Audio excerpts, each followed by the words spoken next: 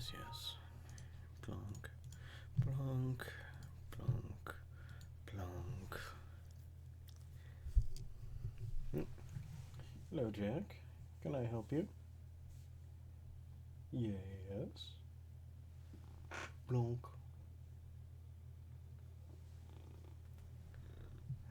Okay.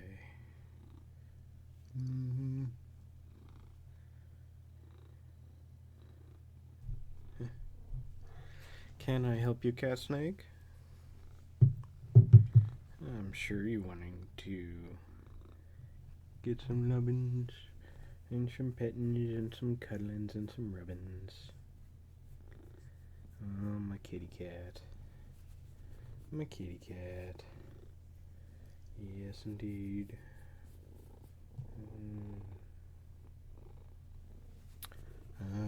My purry butt. My purry butt. How you doing, buddy butt? Can I help you? Being all sorts of cute and cuddly, aren't you? Head bonk. Head bonks are nice. We like the head bonks. Thank you for the auto host, Red Rock. Of course, if it's an auto host, then it's probably done automatically, so you're not even there.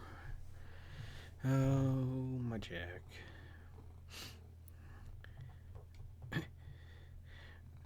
Kitty, what are you doing?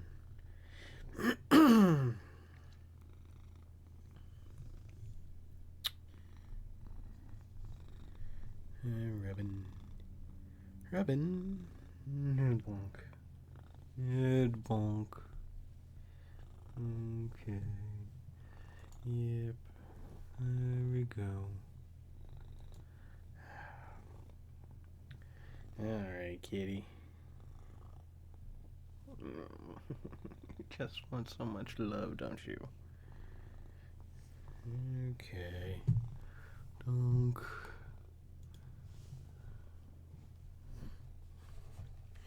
Alrighty. Well, let us begin the stream, shall we? Alright. Hello, everyone, and welcome once again to Aniki Streams, Phoenix Wright, Ace Attorney, Trials and Tribulations, Part 7 for December 11th, 2016. I'm your host, Aniki, and as you might have seen, I am with my cat snake, Jack. He is cute, and he is purry, and he's covered in gunk. Can't tell, I think that's dander. And we are continuing on with Phoenix Wright. In our last episode, we did a bit of investigating because it turns out Maggie Bird, who you may remember from the first case from the last game, was a waitress and accused of murder. Yeah. So, we did some investigating because apparently we were the one who got her sentenced. But we didn't actually go to trial for her. So there's some weirdness that we're trying to figure out there. And let's see, we met Maggie, we met Detective Gumshoe, who seems to have a thing for Maggie. And we also met the rather interesting character of Jean Armstrong, who is the owner of where Maggie is a waitress at, called Tribulations, which apparently has extremely overpriced, extremely crappy food that no one likes except for an old man who likes going there for the Javachino, I believe he called it. And in truth, he went there for the girls in their waitress outfits, which really weren't that revealing. So, I don't know, I guess he's just got a skirt fetish or something. But that was pretty much all. So, let's continue on, shall we? Okay. January 7th, 9:48 a.m. District Court, Defendant Lobby number 1. Oh, I see. I guess I should have expected this. Nobody saw the other guy, huh? But he was there when I took the coffee over, sir. Scout's honor. Maggie! Ah, Detective Gumshoe! Are you doing alright? How are you feeling? As if you need to ask either question, sir. Don't let him get you down, Maggie. And don't forget to eat him well. And don't forget to eat well, okay? Roger! And you! Yes? You'd better square this case away. Got it, pal? Maggie's innocent, you hear? If you screw up, then I'll be doing some squaring away myself. Squaring away some paperwork for your arrest. I think you're serious. Hey, detective. You're on our side for once, right? Yep. So you'll be able to help Maggie out, right? Really? Can you, sir? Of course. I've got the situation under control. I'm gonna be the first witness on the stand today. Something I say doesn't mesh with facts, make sure you point it out, alright? Sure. Okay, we're forming a united front today, pal. You get me? Okay. I can't tell you how grateful I am, sir. I've always admired you so much, detective. I know I can count on you. Looks like it should all go pretty smoothly today, huh? I can only wish. January 7th, 10 o'clock a.m., District Court, courtroom number 4. Ravel. Court is now in session for the trial of Maggie Bird. The defense is ready, Your Honor.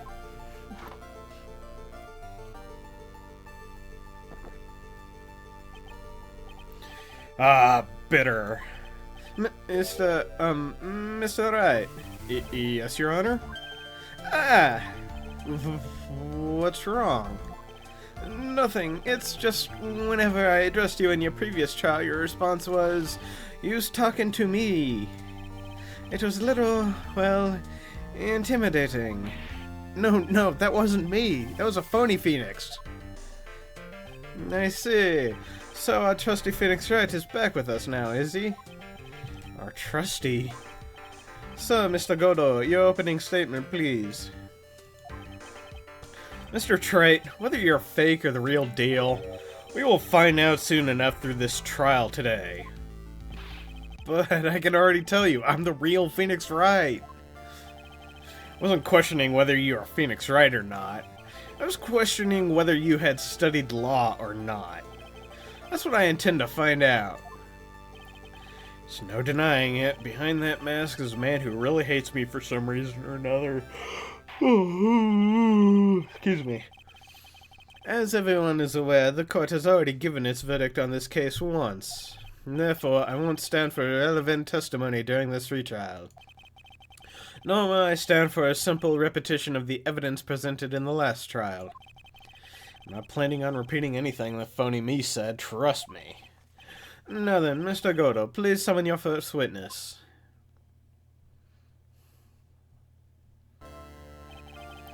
Let's start with the formalities, shall we? Name and occupation. Witness, state your name for the court. Huh? Oh, sorry, sir. The name's Police Department Detective. Occupation, Dick Gumshoe. Other way around, Detective. Huh? Oh, sorry. Anyway, I'm the officer in charge of this case since yesterday, sir. Since yesterday?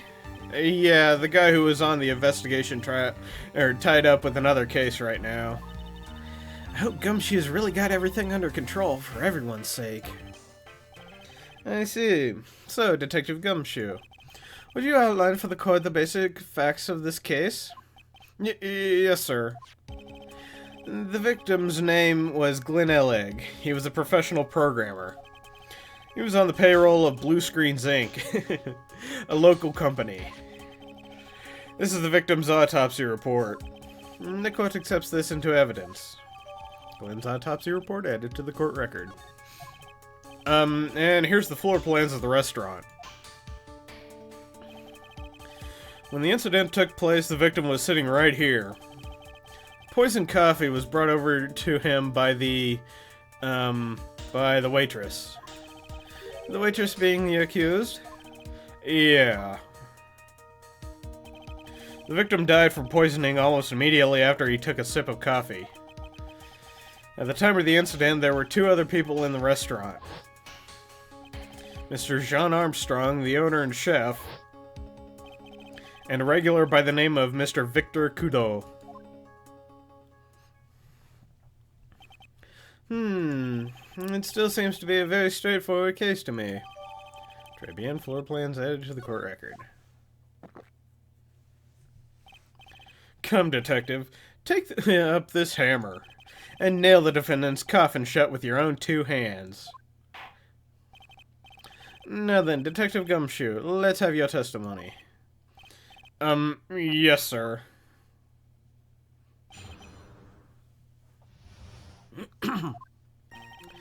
When the incident took place, the victim was alone at his table, sir. I understand that the guy, Glenn Elleg, was listening to the radio at the time. Traces of poison were found in his coffee cup. And what we found was potassium cyanide. That stuff really packs a punch. And, it looks like Miss Bird might have had, well, some kind of a motive.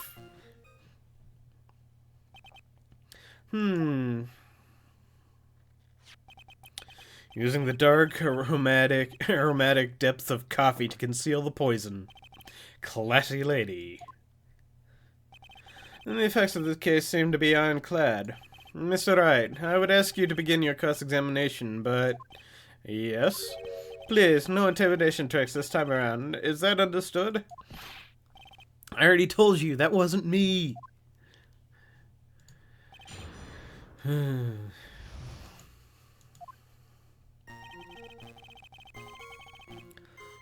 This table. Wait, that doesn't sound right. Can I stop you for just a minute? Huh? What is it? Did I say something that contradicts the evidence? He's so desperate for that to be true, he's practically crying. Your testimony just now doesn't match the testimony given by Miss Bird. She claims that there was another man at the victim's table. Yeah, that's what she said, and, what killer wouldn't say that when faced with a homicide conviction?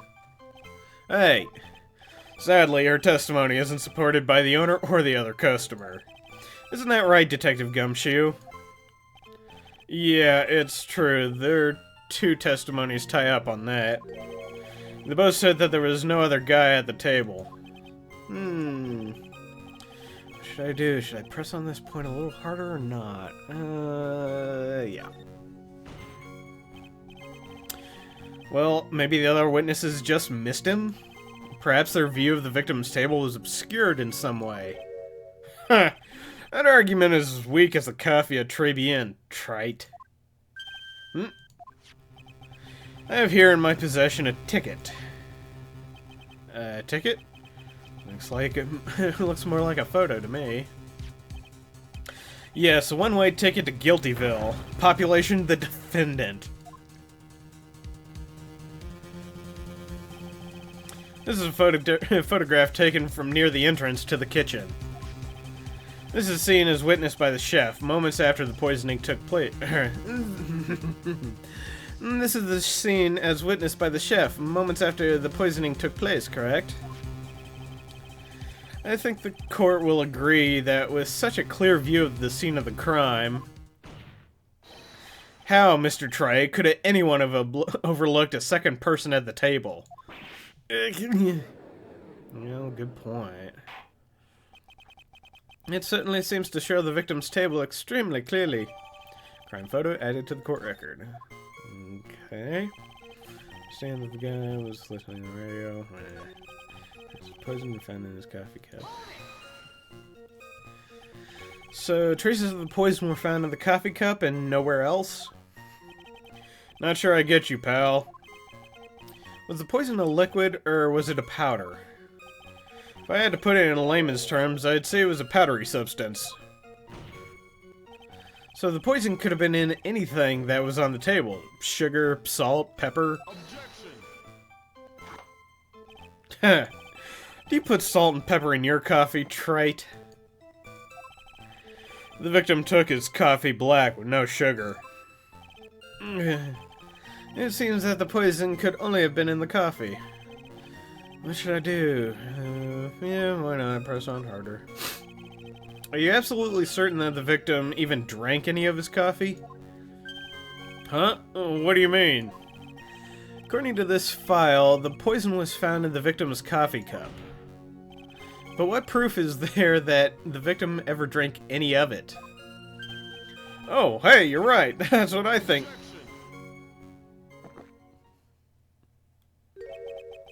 In case you were wondering, that last objection was it for the detective there. Oh, for me. Oh, hey, you're right. You may be fooling the court, but I'm not falling for it. If you have the time to waste, you have the time to present that piece of evidence. That piece of evidence, sir? Yes, that piece.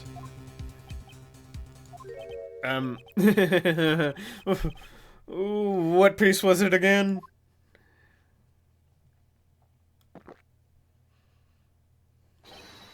This. Should I be grateful this coffee is only hot enough to give me first-degree burns?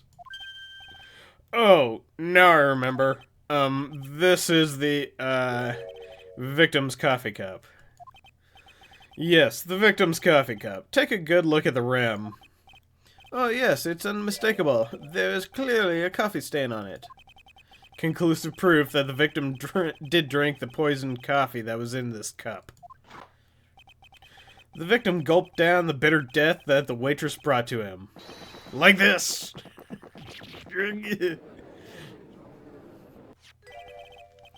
For the record, the only prints on the cup were the victims and the defendants. Coffee cup added to the court record. Upon further investigation of the cup, we found a certain chemical substance. And stuff really packs punch. What kind of motive? Some kind of motive? Yeah, but if you ask me, it'd be way blown out. It's been way blown out of proportion. You know what my golden rule is, detective? Check out a bad cup of coffee. You can always get another. Huh? I don't get it. I'm saying we can always get another witness on the stand if we have to chuck you out. So stick to the facts, detective. Now then, what was Miss Bird's motive? Come on, Gumshoe. She was... they say she wanted to steal a lottery ticket. I knew it. That's what we heard yesterday, too. Disappeared from the scene of the crime. And it just wasn't any lottery ticket. It was a winning ticket for $500,000. Mr. Armstrong knew about the ticket too, didn't he? But he stole the wrong one. And is it possible Maggie stole the winning one? What should I do? Should I press on this button? Sure, why not? Hey, Bob Zombie, how's it going? The mere fact that the lottery ticket disappeared in no way implicates my client. Huh. I have here in my hand the very ticket in question. That's the $500,000 lottery ticket? One of the female police officers found it when she was conducting a search of the defendant. What? So cold. Yeah. It's finally getting cold around here, too. I'm kind of glad for it, to be honest. Compared to last year when it was, I think the lowest it ever got was maybe 50 or 60 degrees Fahrenheit, of course. Here, yeah, I was a little pissed at the Climate change deniers. Oh yeah, global warming's a myth. Anyway. Order! She's quite a lucky bird, our little waitress. You will submit that ticket as evidence to the court immediately. I'd better keep an eye on that ticket. The way the judge's voice is quivering. Victim's lottery ticket added to the court record. Oh, I mean, sorry, keep yawning, guys. This ticket was presented to the court in the previous trial, too. Hi, Red Rock. Did you have fun? But it feels heavier now, somehow. $500,000, you say? It's just a scrap of paper. What matters is where it was found, Your Honor. But he wants to say it was found on Maggie's person. That's enough. The facts of the case seem overwhelmingly clear to me. The defendant had ample opportunity to commit the crime of which he was charged. Furthermore, it seems beyond reasonable doubt that she did indeed commit this crime. Oh yes, showers are always fun, yes. Golden showers? There. This is also the matter of the $500,000 lottery ticket. That alone provides a very credible motive. I mean, for that sum of money, even I might be tempted to bend the rules. I don't mind an old man who's awake to the siren call of money. Not good, Nick. Evidence against Maggie is starting to pile up fast. Yeah, that's because the court has ruled guilty once already. I'd say it's about time to wrap up this repeat performance. With one final decisive piece of evidence. Has it got more evidence against Maggie? Can't golden shower yourself. Well, I don't know. Maybe if you, like, angled yourself upwards. Moving on. This is the apron the delightful Miss Bird was wearing at the time. Wow, that's not the cleanest apron I've seen. The stain looks like... It can't be blood, can it? Huh. Seems that the star of our little play was a little flustered. And somehow spilled coffee on herself. Coffee? That's not exactly the first thing that caught my eye. Of course, the coffee stain isn't the most interesting thing about this apron. No, there's something else that stands out even more. Something else? I presume you mean... Of course, I'm referring to the pocket. The... pocket? Piss against the wind. Yeah, there you go. That too. Search carried out right after the incident uncovered this. Potassium cyanide. The very poison used by the killer was in her apron pocket. A bottle of poison in Maggie's pocket? Yeah, and Maggie's prints were the only ones on it. What?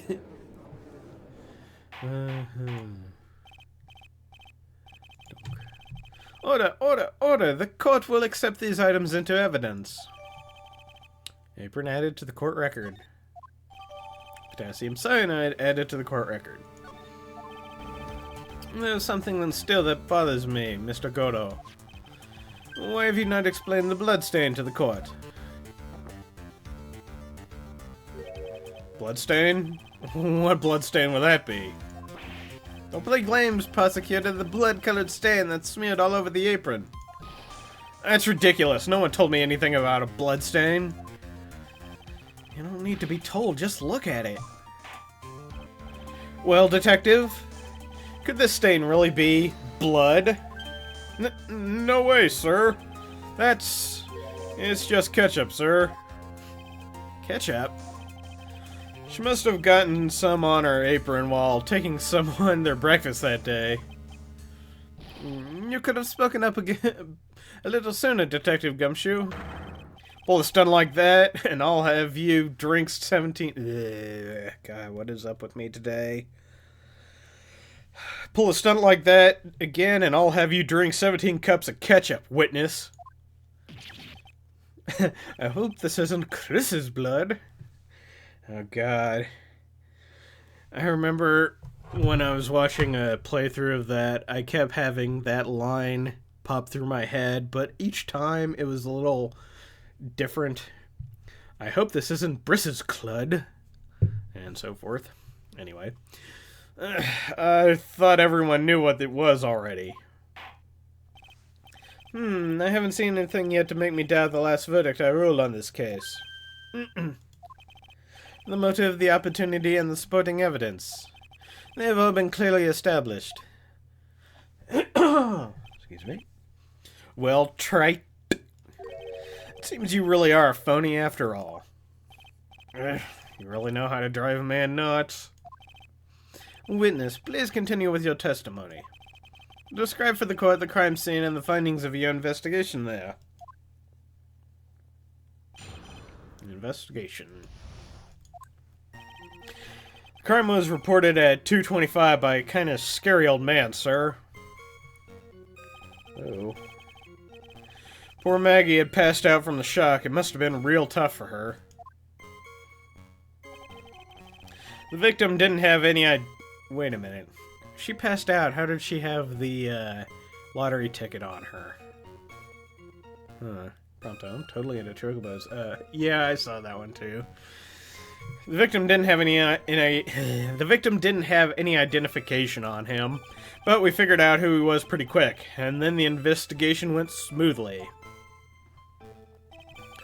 When Maggie was searched, we found the lottery ticket and the bottle of poison. And that was it. There was nothing else missing from the crime scene. Alright, and Rule 34 says you're not wrong, Noct. Well, that depends on if you think the way that love is done to a chocobo in any way is, can be wrong. Noct doesn't seem to think so, but, you know, I could just picture someone having a decapitated chocobo being fucked in the throat hole. And now that we've been extremely dark, let's continue on. You identified the victim and secured your prime suspect. Very good. Last chance to convince the court you're a real lawyer, Trite. Don't count on any more cross-examinations after this one. So, let the fun begin. Investigation. Okay, was poor.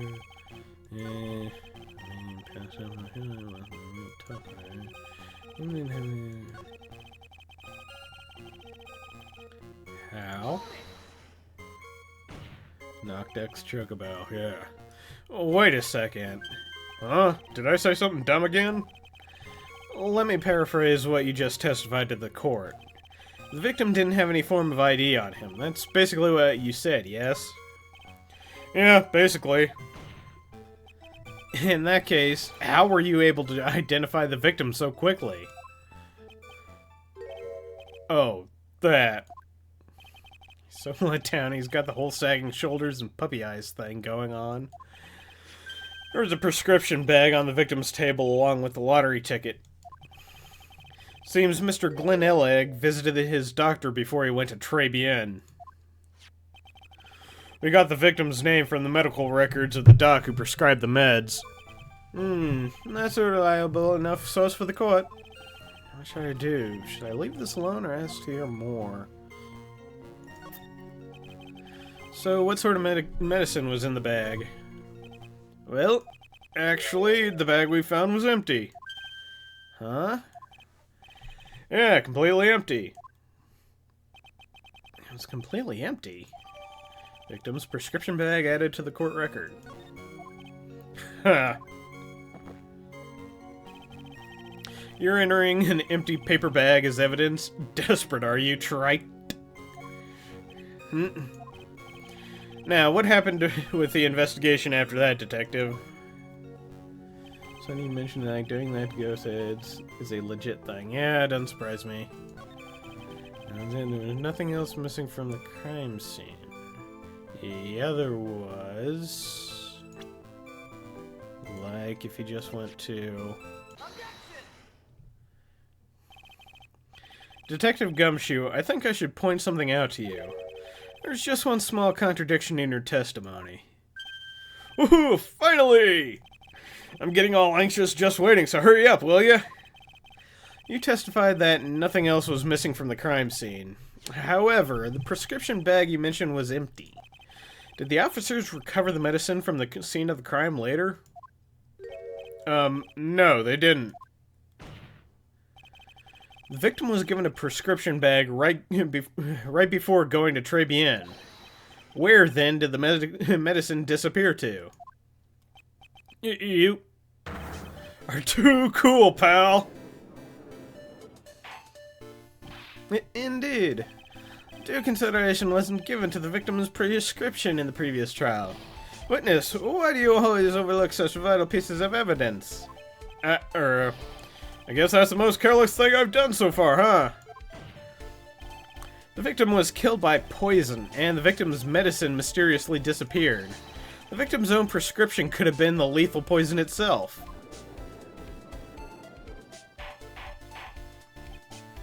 Order, order! Well, Mr. Gordo, what do you have to say to that? Ha! That's all. What? Read for the court the name of the clinic on the prescription bag, if you will. What's the clinic's name got to do with anything? New Ear... Otolaryngological Clinic. Just what kind of illness was the victim suffering from, Mr. Gordo? It's hardly an illness, Your Honor. More like a bitter war wound, you could say. A war wound? The day before the incident, Mr. Ellick found himself in a fight. He took a blow to the side of his head and ruptured his eardrum. Ugh. He ruptured his eardrum? Then what on earth was the prescription he was given? It was a cream that was to be applied topically inside his ear canal, not to be ingested. What? It's mentioned in the autopsy report if you read the fine print. Really? Is it? I didn't really read it, did I? And it doesn't matter because it's not in there. Well, and what it shows, so that's going to be updated. Found traces of the medicine in the victim's left ear. Yes, here it is, in very, very fine print.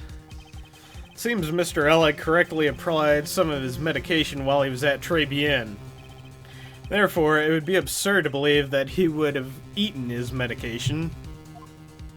It seems that this medication is irrelevant to the case after all. No! Nick, if you don't think of something quick, it'll all be over. She's right, but I can't get away with any old weak objection. Oh, what should I do? Only moments ago, Mr. Godo made the following statement. It seems Mr. Ellick correctly applied some of the medication while he was at Tribulations. If that's the case, then why was the medication not found at the scene of the crime? But the medication in question was for topical use inside the ear canal. Doesn't change the fact that it could not be found at the crime scene. However insignificant it may seem, it's a lawyer's duty to pursue the truth. You know as well as I do that the medication is irrelevant. It certainly seems like that prescription drug would contain potassium cyanide. Hardly seems likely that the coffee the waitress served would contain it either. But it did. The possibility is undeniable. Yeah. Got him. Okay.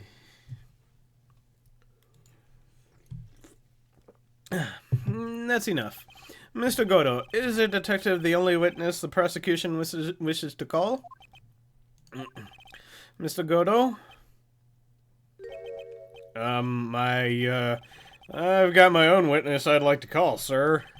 It's the old man who was there in the restaurant on the day of the murder. Victor Kudo? The pigeon hater? Very well. The matter of the disappearing medication seems little more than trivial at best. However, it wasn't explored at all in the previous trial, and that is something that bothers me. Yay, good job, Nick! The court will adjourn for a 10-minute recess, after which we will hear the prosecution's next witness. Huh. I suppose this means I'll just have to finish you off in my last 6 cups. Ugh. Court is adjourned for recess. Excuse me. Ow. January 7th, 11:03 a.m. District Court, Defendant Lobby Number 1. Phew, that was close. Tell me about it. I nearly died in there. That's my line, sir. No, it's my line. I think I really did die a little bit. Looks like we all nearly died in there. I can't believe Detective Gumshoe. How could he betray us like that? Huh? He said he'd help me, but he totally set me up. I don't think he meant to do that, Maggie. He was backed into a corner. I mean, the guy's got to do his job, right? It's okay. I know all about lies and betrayal. I've had them my whole life. But it really hurt this time. It felt like someone punched me hard in the stomach. I hate that guy. I don't ever want to see him again, ever. Poor Gumshoe. So the next witness is going to be the old guy from the park, right? Yeah, Mr. Kudo, lover of waitress outfits and projectile seeds. I bet he's going to be really stubborn. I mean, he's pretty set in his ways, you know? Yeah, he's a big old grouch. Are you going to be able to handle him, Nick? Yeah, I can take whatever he throws at me, even those never-ending bird seeds.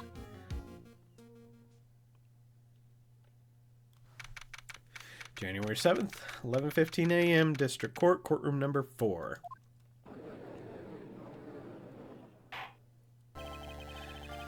Court will now reconvene for the trial of Maggie Bird. Mr. Godo, your next witness, please. Prosecution calls the lucky old-timer who caught the show over a cup of coffee. Will the witness please take the stand?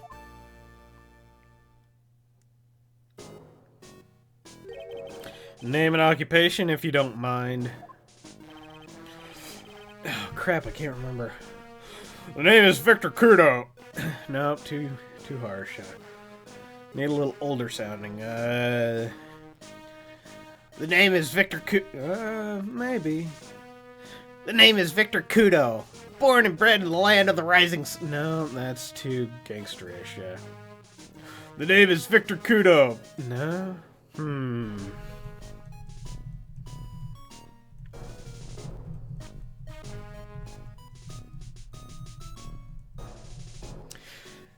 The name is Victor Kudo. No. The name is Victor... No. The name is Victor Kudo. But no, too young. The name is Victor Kudo.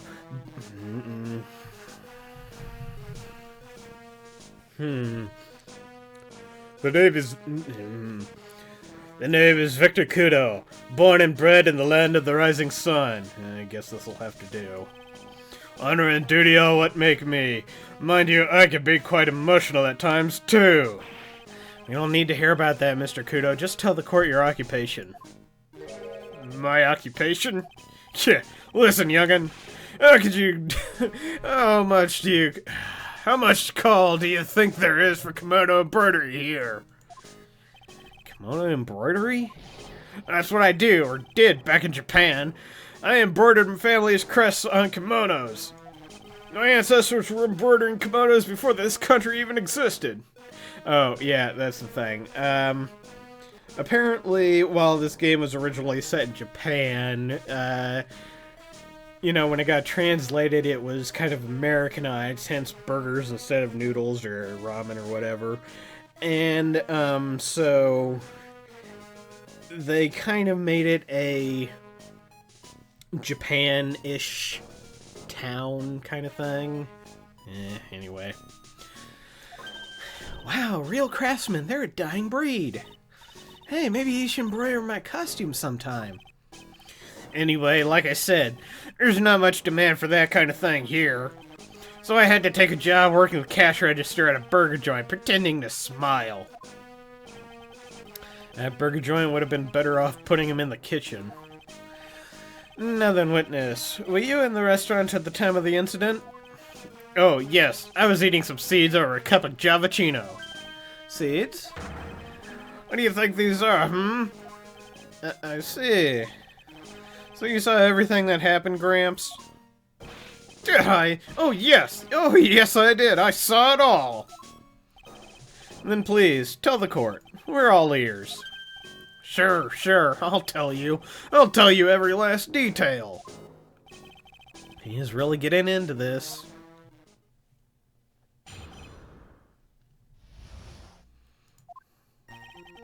The young man was reading the sports paper.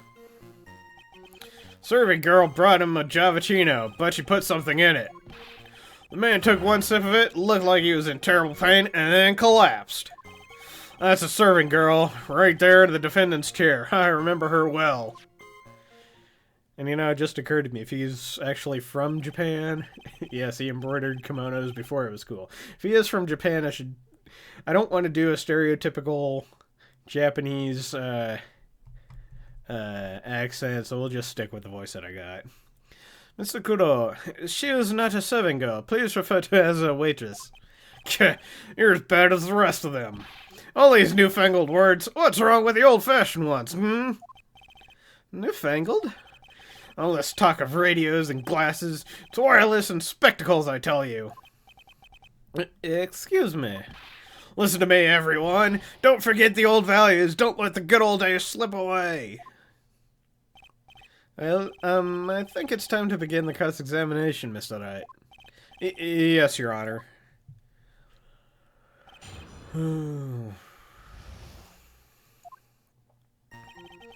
Young man was reading the sports paper. Yeah, the serving girl put something in it. Man took one sip of it, looked like he was in terrible pain, and then collapsed. Huh? That's the serving girl right there in the defendant's chair. I remember her well. Do you? He said, I remember her well in reference to the waitress. Did she have any particular features that you can identify her by? Particular features? It's a disgrace, that's what it is. Sorry? You can see all the way up her, you know, she's practically naked in that uniform. So the particular feature you recognize about the waitress is her outfit? But anyone could wear just such an uniform, even me. Mr. Wright, please spare the court of any further mental anguish from that image.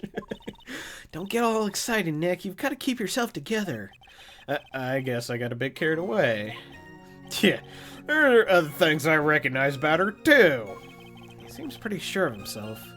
Better press hard, too. Sure, you saw a waitress take the coffee over to the victim. But what matters is whether that waitress was Maggie Bird or not. Quite right. Mr. Kudo, these are the features that you recognize about the defendant. I would ask you add them to your testimony. Sure, sure. There's ribbon in her hair, and her apron's straps were loose.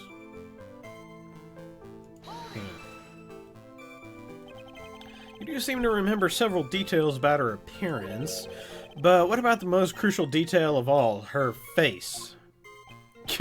As if I wouldn't remember that. Objection.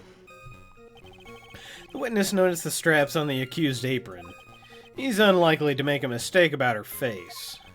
That's right, I can even tell you the color of the ribbon in her hair. It was red. Wait, what?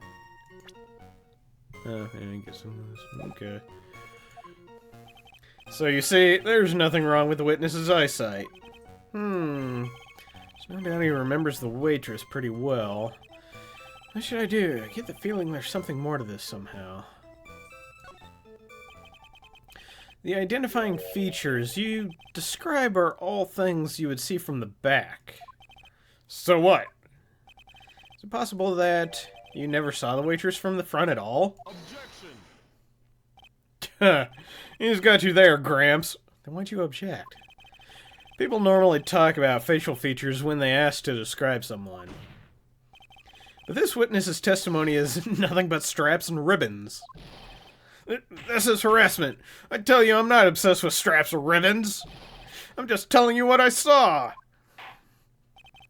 Mr. Kudo, the court requests that you add details about any identifying features. Features you observe from the front, that is, to your testimony. Sure, sure. This old man's testimony is getting longer and longer. And if I can't find a hole in it soon, it'll be even longer, I bet. There wasn't anything that caught my interest about her when I saw her from the front. Wait. Not the... Mr. Kudo, I would like you to please take a look at this. Yeah, that filthy thing would suit filth like you perfectly. Actually, it reminds me of what my grandson looks like just after he's done eating. You ever seen this before? Of course I haven't. You think I'd forget something as dirty as that, hmm?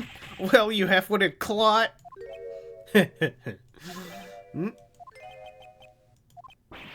What? What is it? Ever since I said you half-witted clot, there's been an eerie silence in here. Mr. Kudo, this apron is the apron worn by the defendant on the day of the poisoning.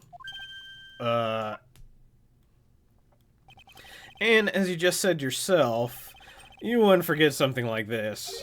Which means, if you had really seen this apron before, yes, you know what I'm getting at. You couldn't have possibly seen the waitress from the front. Oops. Witness, you can't just oops your way out of this. Well, looks like we finally have a genuine trial on our hands.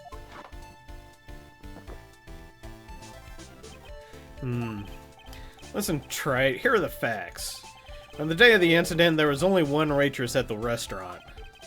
And that being the defendant, Miss Maggie Bird? Exactly. And when that one waitress put the poison into the coffee cup, this old guy was watching. I hope you understand the gravity of the situation, Mr. Kudo. The fate of the defendant may rest on what you remember seeing. Just tell the court exactly what you saw, Gramps. You can rely on me, Captain. My noggin's in perfect working order. I can't remember a single occasion when I forgot what a burger her customer wanted. He can't remember. Probably more like he messed up so many times he's blocked it out. Very well, let's test just how good your memory and attention to detail is, Mr. Kudo. Tell us what you remember about the victim.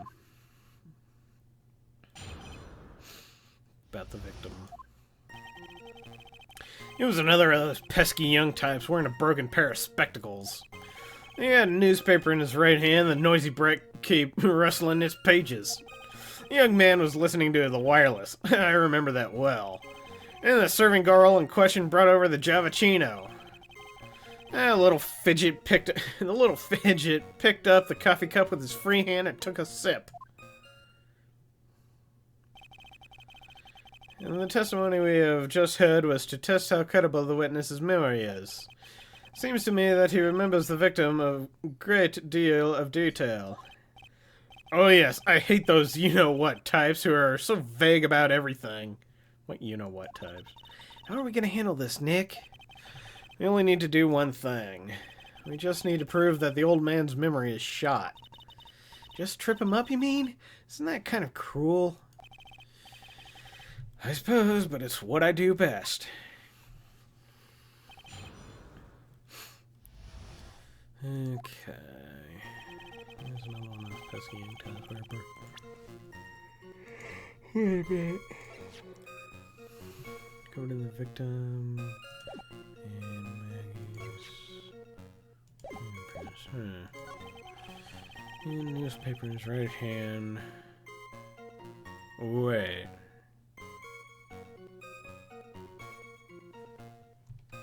Save here, just being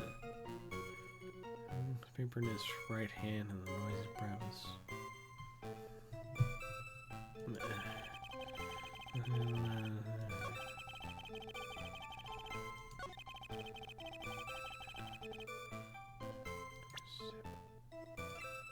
But would have had to have picked it up with his right hand. Mr. Kudo, do you remember what you were told at the start of this testimony? This was a way of testing the credibility of your memory. I know, there's nothing wrong with my memory, I tell you, nothing! If I got anything wrong, I'll eat these seeds and sing the pigeon song. Care to tell us where this is going, trite? According to Mr. Kudo, the victim was holding the paper in his right hand, while drinking coffee with his free hand, which would make that his left. What is this, kindergarten? But I would like the court to please take a look at this. Well, that's the cup the victim used, correct? Yes, and on the rim, you'll notice the mark left by the victim's lips. Yes, there's a stain left by the coffee.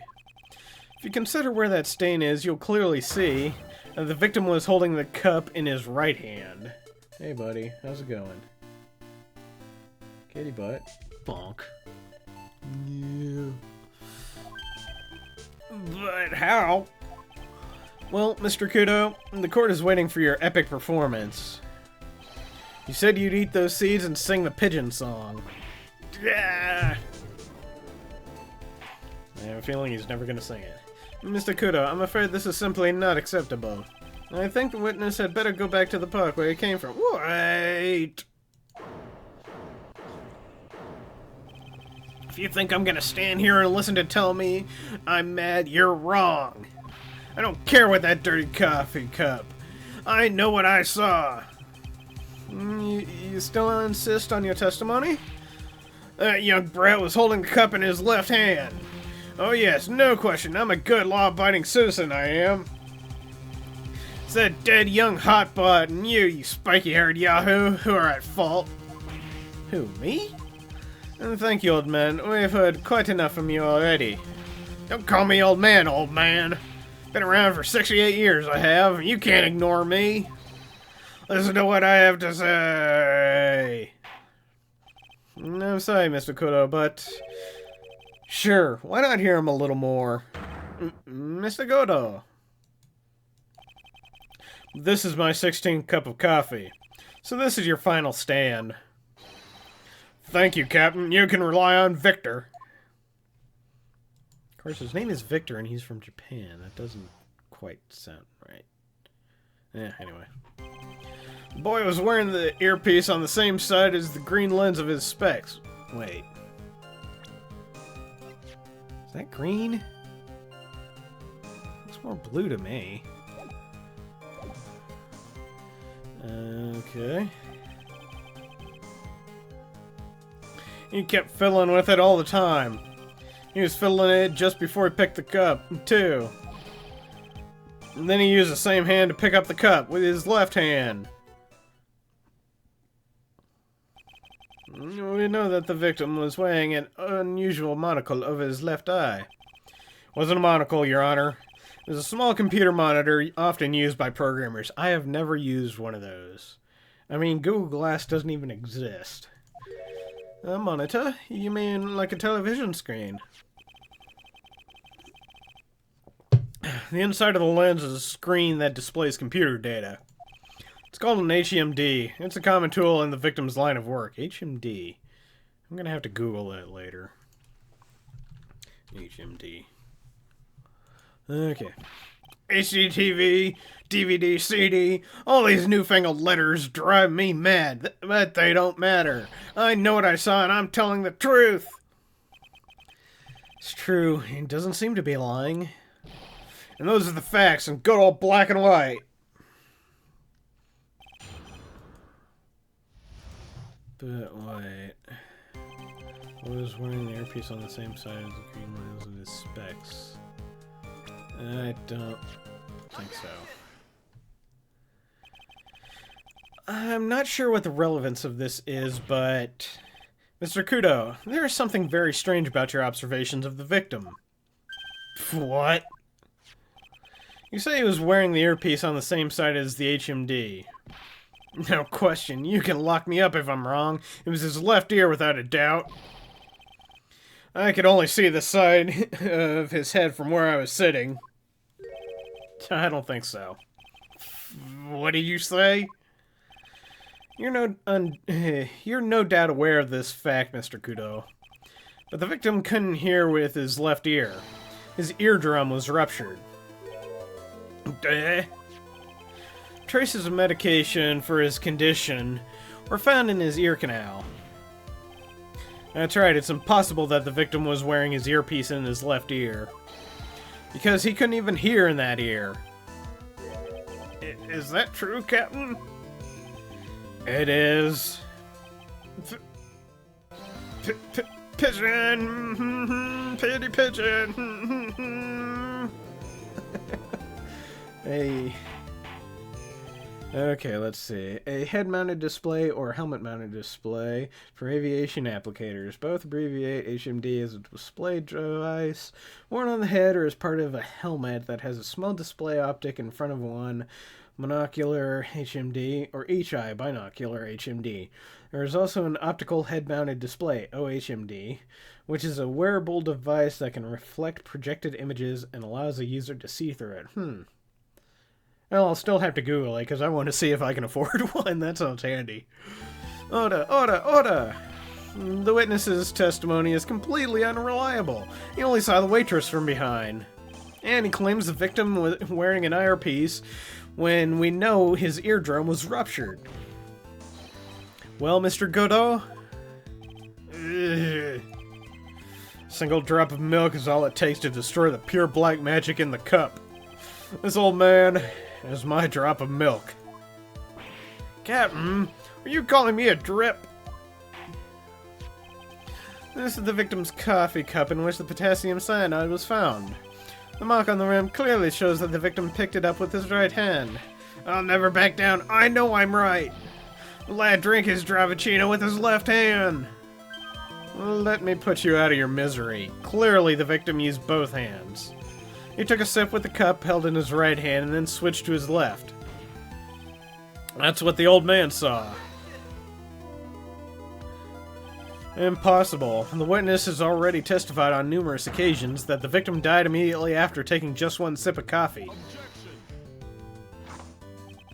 Which hand the victim used to pick up his cup is irrelevant, Your Honor. The facts still stand. With one hand or the other, Mr. Eleg drank the poisoned coffee. Like this! Sadly, Mr. Godot, that doesn't wash. The point of the testimony was to establish whether the witness's memory was credible. And the results are clear. Testimony given by this witness is useless.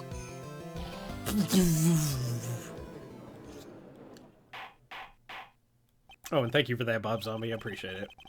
I believe it is time to conclude today's proceedings. I am satisfied with the witness is not deceiving the court. But to be frank, his testimony is a farce. Did you have to be so frank? Take that, you pompous old fogey! I'm sorry, Mr. Kudo. You can't reach me from there. I'm ordering the defense and prosecution to investigate this case further. That is all for now. This court is adjourned.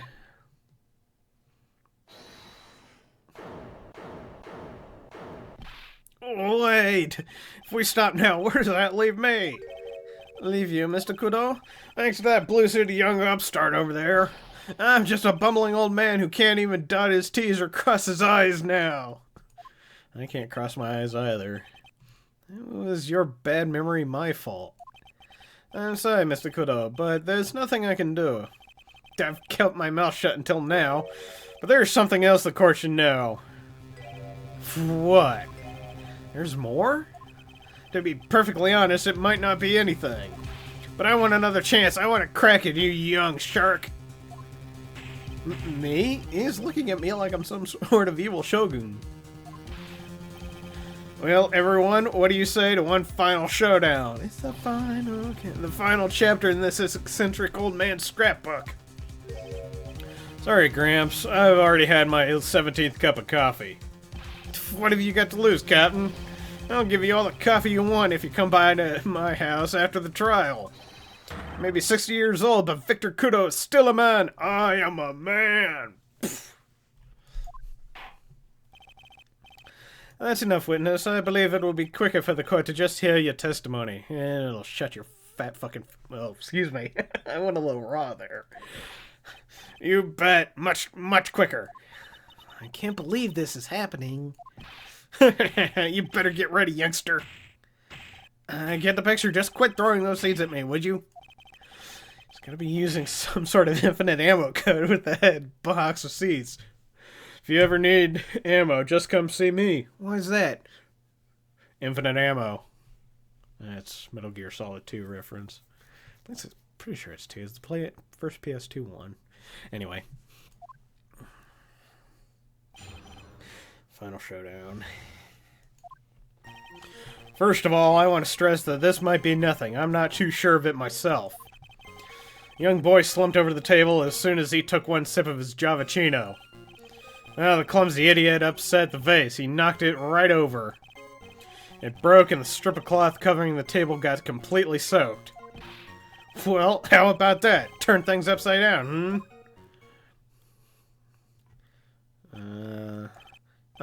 is that all? Yes, that's all. I remember it perfectly. You doubting me again, you doubting a poor defenseless old man? No, we are not doubting you, Mr. Kudo. Don't you get the feeling there's a question hanging on everyone's lips, Nick? Yeah, so what, probably. That's all I can think of, and I have to cross-examine this guy. You're bird brain, that's why. That's all you can think of. Very well, Mr. Wright. Your final cross-examination, please. Okay.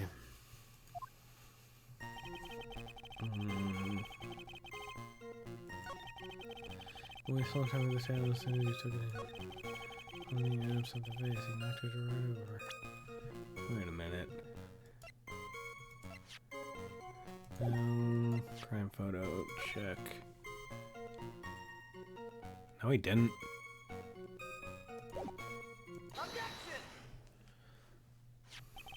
Mr. Kudo, this is a photograph of the crime scene. So what? Look carefully at the table. The vase is there, intact. Huh? Lost your tongue, Granddad? I'm no granddad of yours, hopscotch. Ow, ow, ow, ow, ow. Enough. If you throw any more seeds in this courtroom, the cleaners will be here all night. What is it now? I just remembered something. Yes, go on. The broken vase. It was on my table. What? Well, you see, it startled me when that young lad collapsed. So I stood up. That must have been when it fell over. The vase on my table, I mean. The vase on your table? Yes, it was on my table. And that's how my groin came to be completely soaked.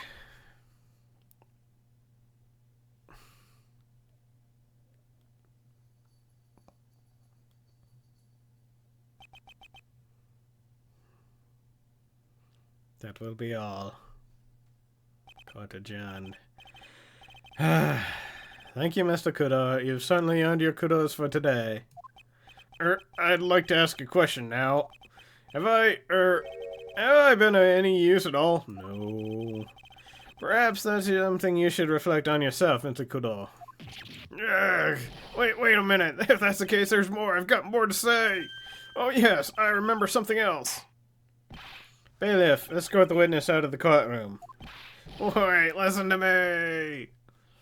I'm old. I want someone to listen to me. Well, we seem to have been considerably sidetracked, and I'm still not in a position to deliver a verdict. The defendant has not been positively identified as the waitress in question. Additionally, there are two disparities in the testimony we have heard thus far. The mark of the coffee cup that the victim supposedly drank from with his left hand, and the earpiece which was inserted into his left ear, out of which he couldn't hear. Wow, Nick, you did it! I therefore require both the defense and the prosecution to further investigate the facts. Yes, Your Honor. There's one more thing before I call today's session to an end. One more thing, Your Honor? The witness we just heard from. He is most insistent that his testimony should be of use. So I summarized it accordingly into the statement. Okay. You may each have a copy of it if you wish. Whatever, the prosecution doesn't need props like that. God, I was really mad, huh? Yeah, I would be too. Very well. You are then, Mr. Wright. 3 copies, my own, yours, and Mr. Godot's. Yes, Your Honor. Victor's testimony and to the court record. I'm sorry. Well, like a 5-year... Does it really say I'm sorry? When the incident occurred, I broke the vase at my seat. I'm sorry. Okay. What the heck are we supposed to do with 3 copies? That is all. This court is adjourned. Blink, blink. To be continued. Okay. Well... Next bit's gonna be a bit of a long one. Yeah, I think we're gonna have to continue this on Tuesday. So that's what we'll do. So... It didn't really seem like we had a whole lot come from this episode, or from this, trial thus far. I mean... there was a coffee spill on Maggie's apron, apparently. And there was ear medicine. And that was about it. Nothing really kind of got accomplished. I feel bad. But hopefully, well, like I said, next time it's going to be a bit longer. And, and so we shall see you then on Tuesday at 7 p.m. That is -5 GMT, so, and it's 8:07 my time, so you can adjust your schedules accordingly. And we shall see you then. Until then, thank you, Bob Zombie, especially for the, HMD, CNP. And thank you, Red Rock. And thank you, whatever lurkers we had. Seemed like we had a couple throughout the day, but maybe not. And, well, hopefully we'll see you again next time. Until then, be well, do good work, and keep in touch. Later.